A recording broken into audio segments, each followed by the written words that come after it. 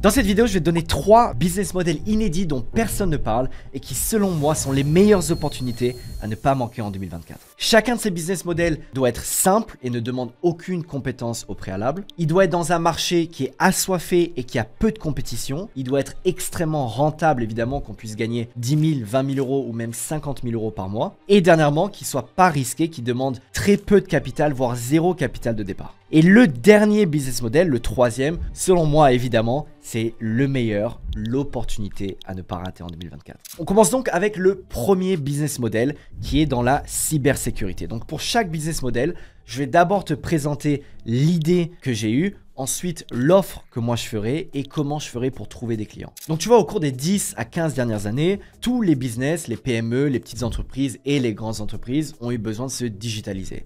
Donc elles ont commencé avec des emails, ensuite elles ont fait des sites et aujourd'hui beaucoup acceptent même des paiements en ligne, donc sont vraiment entièrement ou quasiment entièrement digitalisés. Et je connaissais un gars dans ma ville qui avait donc une PME qui s'était digitalisée et un jour on va boire un café et il me dit: Louis, j'ai un énorme problème, je viens de me faire hacker tous mes mails, toutes mes boîtes mail et mon site internet, etc. Bref, quelqu'un a tout pris, toutes les informations que j'avais et aussi a envoyé des mails évidemment à tout le monde, a fait des arnaques, etc. Enfin bref, quelqu'un s'est emparé de cette boîte mail, de son site, de tout son business et du coup du jour au lendemain, il s'est retrouvé avec rien. Évidemment, ça arrive pas tous les jours, mais c'est un risque qui est réel. La cybersécurité, c'est quelque chose de super important. Et pourtant, tu vois, la majorité surtout des PME et des petites entreprises sont pas encore sécurisées en termes de cybersécurité. Il y a très peu de choses qui sont faites et très peu d'actions qui sont prises par rapport à la cybersécurité parce que personne n'a encore réalisé l'importance et la gravité d'une attaque. Alors que pourtant, dans la cybersécurité, personne n'est entre guillemets assuré, personne met sa ceinture de sécurité. Donc à ce moment-là, moi j'ai eu cette idée, je me suis dit, punaise, si je devais repartir de zéro, que j'avais pas mon business actuel, ben je lancerais un truc dans la cybersécurité. Je targeterais les petites entreprises et les PME et je leur informerai sur le risque potentiel de se faire hacker, même juste sa boîte mail et les effets néfastes que ça peut avoir. Et ensuite, je pourrais vendre ça comme des petits pains. Donc comment est-ce que je ferai mon offre? Comment est-ce que je monterai mon agence? Donc je passerai évidemment 3 semaines, voire 1 mois à me former, à comprendre beaucoup de choses sur la cybersécurité, à savoir quelles sont les petites actions qu'on peut faire pour sécuriser une entreprise. Ça peut être des plugins à installer sur les sites WordPress, ça peut être des plugins à installer sur les sites e-commerce Shopify, mais ça peut être des choses toutes simples comme ajouter un OTP, vous savez, la sécurisation par SMS d'une boîte mail, qui est quelque chose qui est simple à installer et pourtant la majorité des professionnels ne l'ont pas et ça peut augmenter la sécurité de, je sais pas, 3 à 400%. Donc même avec des petites actions, on peut sécuriser énormément une boîte. Donc après ces 3 semaines, après avoir compris un peu tout ce que je pouvais faire, je vais sélectionner les choses qui me prennent le moins de temps à faire et qui apportent le plus de sécurité par rapport au temps que ça me prend. Et ensuite, je listerai justement toutes ces actions, je calculerai lesquelles me prennent le moins de temps et lesquelles apportent le plus de sécurité par rapport au temps que ça m'a pris. Une fois que j'ai sélectionné tout ça, je vais voir combien ça me coûte à faire, le temps que ça va me prendre, etc.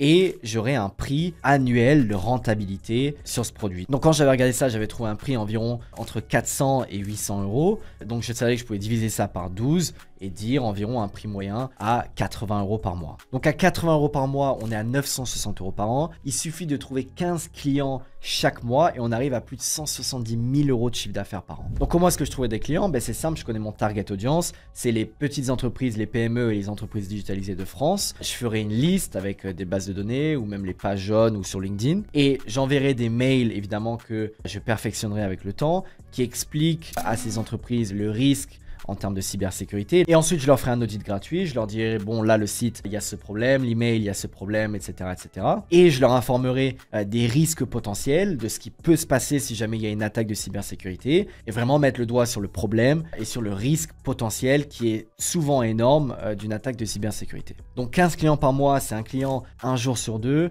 Si vous envoyez 10 emails par jour, très rapidement, vous allez avoir un business qui va vous rapporter 200 000, 300 000, 400 000 euros par an. Alors, le deuxième business model, c'est tout nouveau, ça vient de sortir et je peux vous garantir que dans 6 mois, tout le monde va en parler sur YouTube, YouTube français, ça va être partout. Ce business model, il a été créé et concrétisé par un ami à moi qui s'appelle Sander Stage. Il appelle ça le IPGA, le Info Product Growth Agency.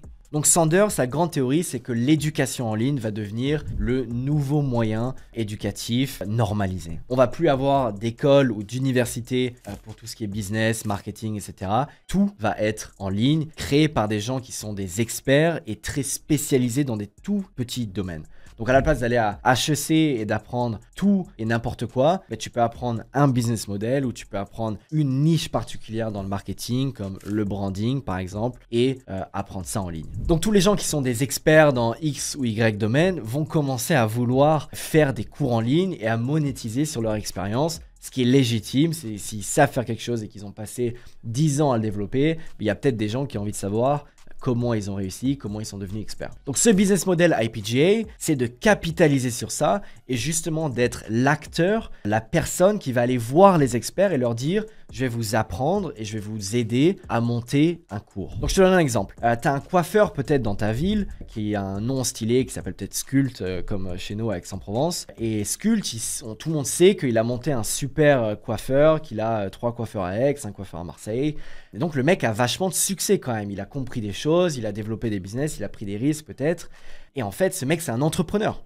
Du coup, toi, tu peux aller voir ce gars et lui dire, écoute, je pense que ça intéresserait énormément de personnes de savoir comment lancer un salon de coiffure, comment développer autant et monter une vraie marque comme tu as fait. Est-ce que ça t'intéresserait de faire un cours qu'on peut ensuite vendre 2 à 3 000 euros à plein de coiffeurs en France qui voudraient justement se lancer dans la coiffure et monter leur propre salon de coiffure. Si tu lui montres les bons chiffres, il va dire oui, évidemment, qu'est-ce que j'ai besoin de faire? Et là, tu lui dis, je m'occupe de tout. Tout ce que tu as à faire, c'est justement à partager ton savoir et te filmer devant une caméra et monter le cours. Ensuite, tout ce qui est marketing, tout ce qui est structuration, tout ce qui est système, ça va être moi, le mec qui fait IPGA, qui va justement le faire. Donc mon offre sur ça, ce serait un coût fixe au départ, donc de 5 000 euros, parce que ça prendrait peut-être 1 à 2 semaines de travail. Et ensuite, dire, je prendrai 25% de ton chiffre d'affaires sur les ventes que tu fais. Donc si tu arrives à choper ne serait-ce qu'un très bon client, par exemple, un mec qui a monté un super salon de coiffure et qui fait un super cours, et tu vends ce cours donc à 2 000 euros à 50 coiffeurs par mois à Aix, le mec il fait 100 000 balles en tout. Donc toi, tu vas récupérer 25 000 euros de bénéfices net mensuels sans compter les 5 000 euros de départ sur ce client seul. Et ensuite, ça c'est récurrent, donc tu vas récupérer 25 000 euros chaque mois sur ton client et ensuite tu vas faire ça à d'autres clients, etc. Donc autant vous dire qu'il y a vraiment des gens qui vont faire 100 000, 200 000 facile par mois avec ce business model. Donc pour ceux que ça intéresse, c'est pas une pub du tout, hein. Il m'a pas dit de faire cette vidéo, il m'a pas payé pour faire cette vidéo. Mais je vais quand même mettre le lien de sa vidéo et de sa chaîne YouTube dans ma description pour ceux que ça intéresse. C'est en anglais, je pense que ça peut quand même être cool. Donc le dernier business model, comme je vous ai dit, c'est pour moi le meilleur et la meilleure opportunité quand on est jeune et qu'on veut lancer un business et potentiellement gagner énormément d'argent super rapidement. C'est le plus rentable, le moins risqué, le plus facile à lancer avec un marché avec une croissance et une demande folle et très peu de compétition. Ce business model, c'est évidemment le mien, celui que je fais moi, que je fais depuis des années, qui me rapporte quasiment 2 millions d'euros par an, 180 000 mensuels de chiffre d'affaires pour 120 à 130 000 de bénéfices nets et je fais quasiment rien. C'est-à-dire que tout est automatisé, l'acquisition client est automatisée, la délivrabilité des services est automatisée. J'ai justement rien à faire. Mais bref, ce service, je l'ai appelé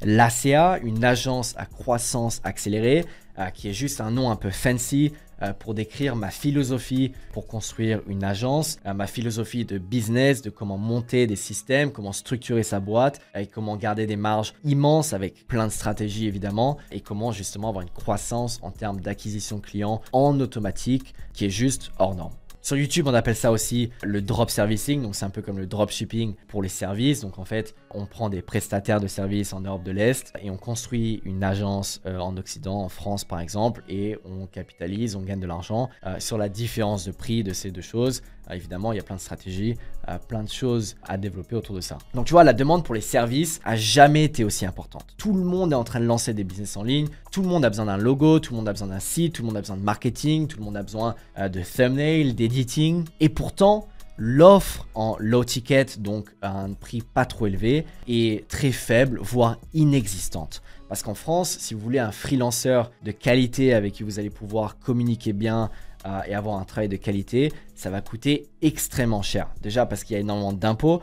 Donc un freelancer en France, s'il gagne 1000 euros, il va garder peut-être entre 400 et 300 euros vraiment d'argent net. Donc forcément, il est obligé de doubler ses prix, ce qui fait que les freelancers en France, ça coûte une fortune. Donc du coup, ce que beaucoup de gens qui n'ont pas un gros budget font, c'est qu'ils vont sur Fiverr ou sur Upwork et ils vont chercher des freelancers là-bas. Sauf que personne là-bas parle français et le peu d'offres qui parlent français, souvent c'est pas terrible, il n'y a que de la qualité un peu bidon, enfin bref, il y a vraiment un énorme trou dans le marché. Donc moi c'est ce que je suis venu faire, je me suis dit je vais monter une agence, je vais faire une communication qui est parfaite avec des clients partout dans le monde et je vais monter une équipe de qualité, je vais aller sourcer des talents qui sont super bons, parfois meilleurs que les freelancers qu'on trouve en France, mais je vais proposer des prix qui sont plus bas que les freelancers français, donc mon offre sera irrésistible pour les clients en France et je vais gagner en notoriété extrêmement rapidement. Donc là, la beauté, c'est que c'est super facile de trouver des clients. Moi, j'ai jamais eu besoin d'aller chercher des clients. C'est-à-dire que les clients, à partir du moment où j'ai lancé mon business, sont toujours venus à moi